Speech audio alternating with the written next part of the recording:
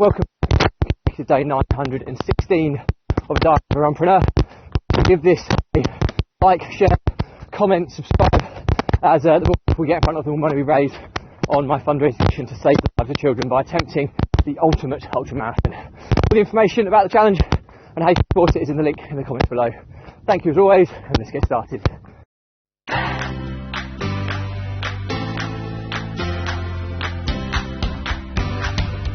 So, sexy day 916 of a Diary of a Runpreneur. And it's a late Saturday afternoon. I'm pretty tired today. I had to ref 2 9-a-side football matches. Perspective, I think it's about 22,000 steps I did before this run today. So I'm doing about 7.5 kilometres today as well. So a little bit tired, jaded, but that's what happens on Football Saturday. But I'm going to talk to you about Football Saturday today.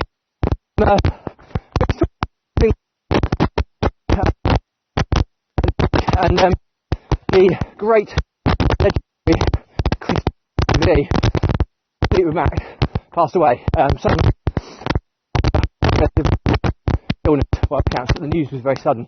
And it's came to me because there are probably 3 bands out there who would be on my top 3 to see live, you know, of all time.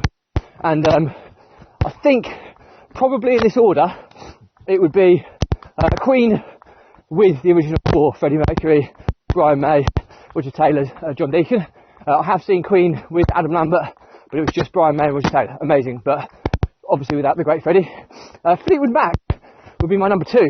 I'm talking about the famous 5 from the Rumours album, which was Christine and John McVie, Mick Fleetwood, Lindsey Buckingham and Stevie Nicks. And finally would be Dire Straits. There may be opportunity to see Mark Knopfler live at some point in the future, but he's really old, and obviously Dire Straits disbanded many times ago, so never get to see these bands. And grown up listening to that type of music, I know old before my time. I mean, Fleetwood Mac formed in the 60s, so we're talking 6 decades of performing. I think the last performance was 2019, if I remember correctly, and I was gutted I didn't go, and obviously we'll never get the opportunity to see them again. But it's times like that really do affect me, because these are musicians, you know, songwriters, singers that I've been I've grown up listening to their songs. And obviously Fleetwood Mac, Rumours was one, I think maybe the 2nd biggest selling album of all time, behind Thriller possibly.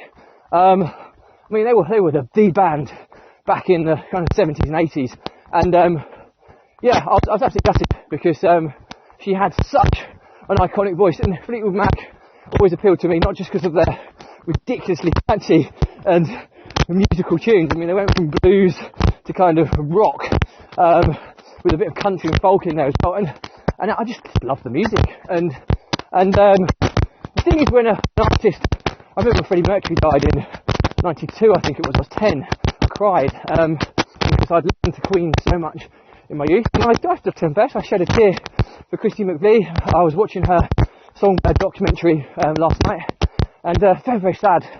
I mean, the band were just genius, but the kind of relationships within the band were so chaotic, and they broke down so many times. But the fact they went for some 6 decades, and possibly would still continue going with you know, obviously Lindsey Buckingham was sacked as well, so there's only Stevie Nicks, Mick Fleetwood and John McVie kind of left. But whether they still tour or not, I mean, they're in their late 70s, possibly early 80s now.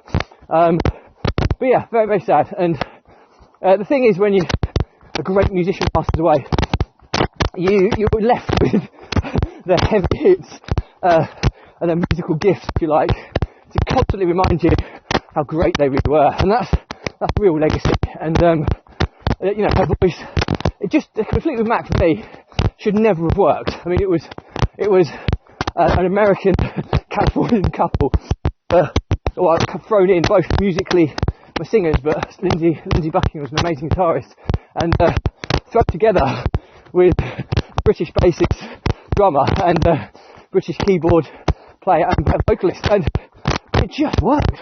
I mean, the voices between the 3 of Lindsay, Stevie and Christy were just unbelievable. And I think Christy's arguably the weakest, but it's the most probably iconic and probably the most difficult for them to replace. You couldn't replace it, to be honest with you. Just like, obviously, Queen, I can't believe they continued performing without Freddie Mercury.